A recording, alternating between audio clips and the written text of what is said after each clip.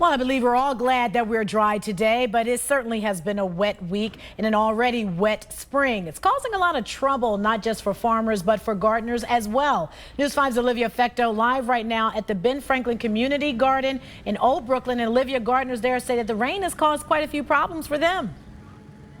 Yeah, good afternoon, Danita. In some of the plots around this garden, there is still water and mud. And while this part of the garden's a little higher and dry, it's bad enough that in some spots you can see growers have started planting their plants just a little bit higher to keep them out of the water. The rain meant the garden was delayed in opening for the season, and now some people have had to replant their crops several times.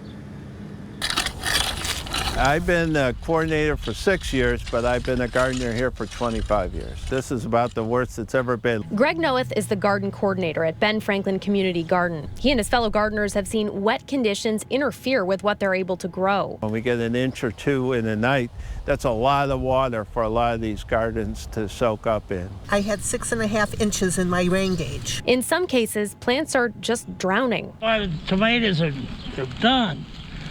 I'm going to have to replant them. Last year, the Ben Franklin Community Garden grew more than 5,000 pounds of produce to give to hunger centers and food banks. But this year, gardeners say they may not reach that goal, especially in this area where water won't drain. So this area is lower and it's a little more clay soil. It isn't as porous as some of the rest of the garden. So this has been a real problem here. North of here, a similar story at Cleveland Roots Community Garden. One difference, they have raised beds which can drain. But Executive Director Maria Livers says on top of wet conditions, it's been cold. So things like broccoli, cauliflower, cabbage, they love this kind of weather. They love the cooler weather. They're thriving.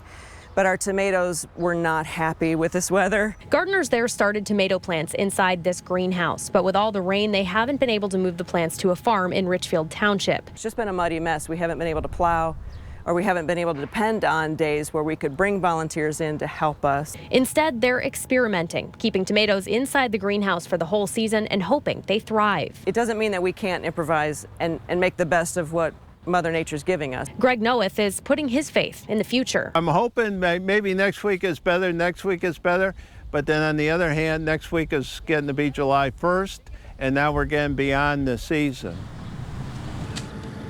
Coming up at 6, we'll have tips from a local gardening center on what you can do to get your plants and your garden back to normal, dried out on a sunny day like today after all of the rain that we've had. Live in Old Brooklyn, Olivia Fecteau, News 5.